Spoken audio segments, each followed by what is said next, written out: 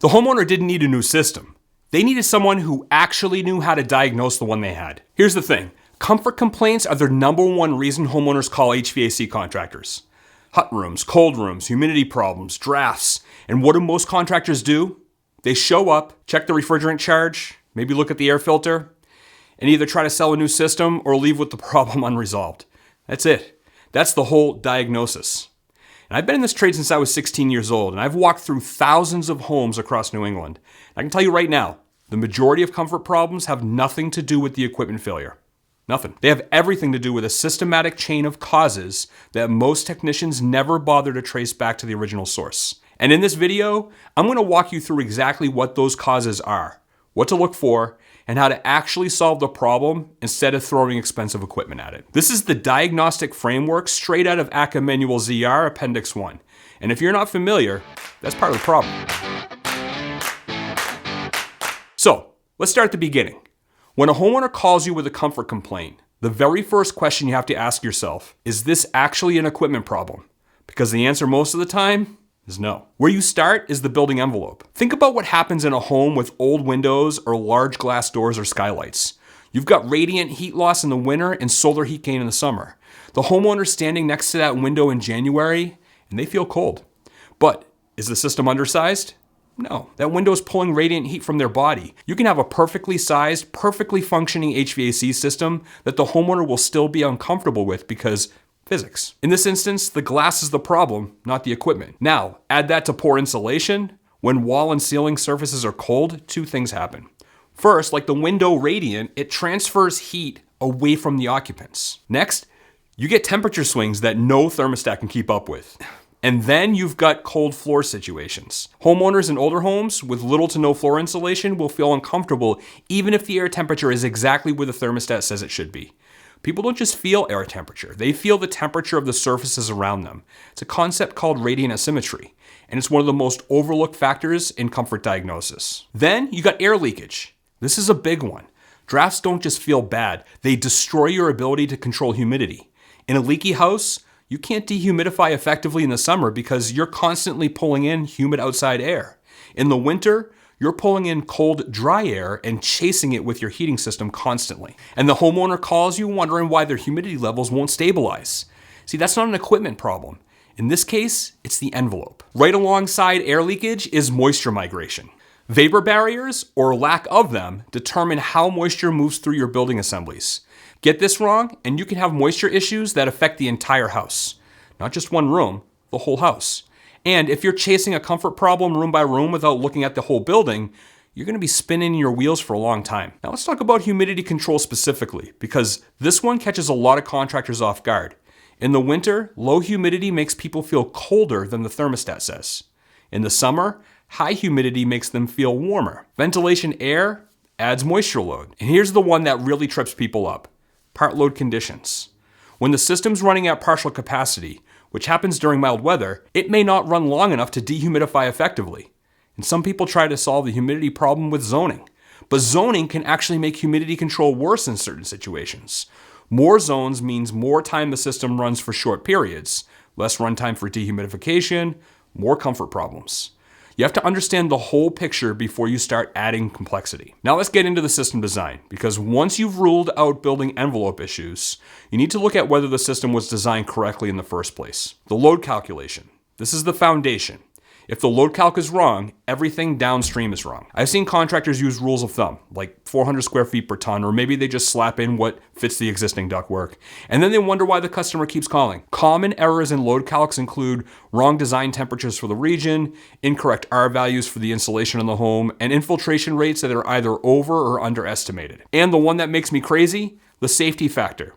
Some designers just inflate loads by 10, 15, even 25% as a just-in-case buffer. That buffer turns into an oversized system, which turns into humidity problems, which turns into a callback. Which brings me to equipment sizing. Undersized equipment is actually pretty rare, but it does happen. When it does, you're looking at a system that can't satisfy all rooms under design conditions. But here's what I need you to understand. It has to be undersized for all rooms, not just one or two. If one room is uncomfortable and the rest of the house is fine, the equipment size is almost certainly not the issue. Okay, oversized equipment, on the other hand, is everywhere. And it causes real problems. Short cycling destroys humidity control. The system doesn't run long enough to pull moisture out of the air, and the homeowner complains it's clammy even though the temperature looks right on the thermostat. And you get this incompatible load pattern situation where a system size for peak summer design day is wildly oversized for 95% of the actual operating hours. The takeaway? Somewhat oversized is different from very oversized. A unit that's 15% over might be fine. One that's 50% over is going to cause problems all year long. Now let's get to the duct system. And this is where I see some of the worst diagnosis errors in the field. When ducts are undersized, the equipment cannot deliver its full capacity of the space.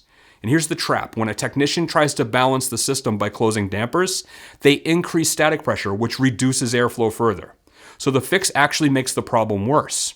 You have to go back to the duct system design itself and compare what was installed to what the equipment actually needs. Oversized ducts have their own set of problems. Low velocity means poor air distribution. When air moves too slowly through an oversized duct system, it doesn't carry far enough into the room to mix properly with the room air. And when you have oversized ducts, you often have oversized registers. And those big outlets at low velocity just dump air straight down from a ceiling instead of throwing it across the ceiling or a wall where it needs to go. Duct leakage. Let me be blunt about this. Leaky ducts are probably the most common cause of comfort complaints in an existing home. And there are two completely different problems depending on where that leakage happens.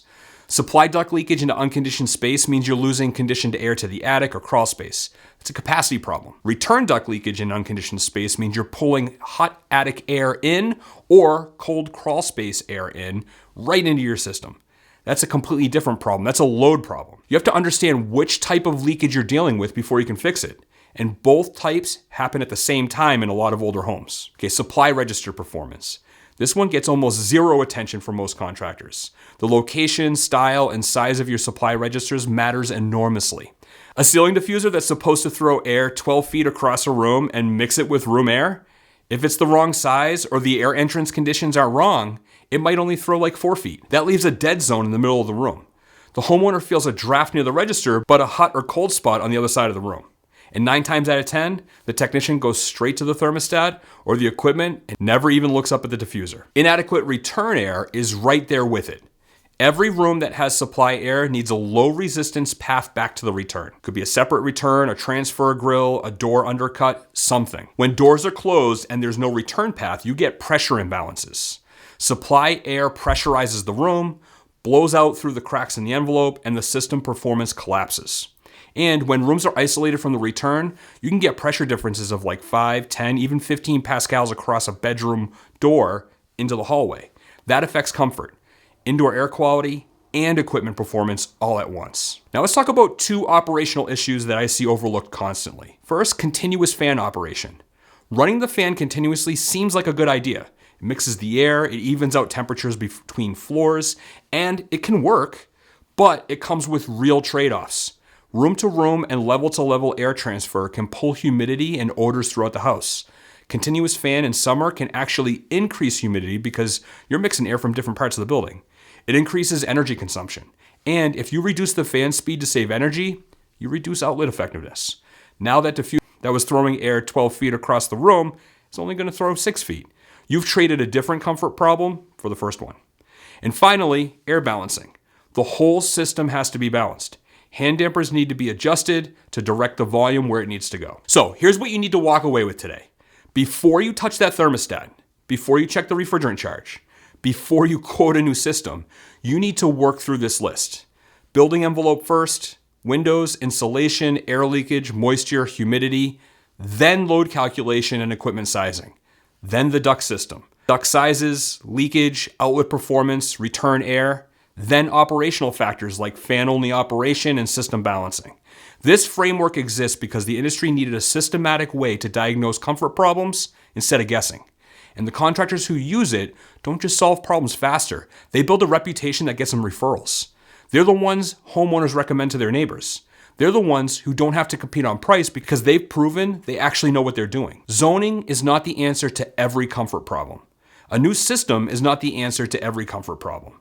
The answer is a systematic diagnosis that starts at the building and works its way through the entire system. That's how you solve comfort complaints for good. To get a complete framework for implementing this in your business and evaluating every weak link in your current process, Watch the 15-point HVAC system design audit that shows you exactly where money's falling through the cracks.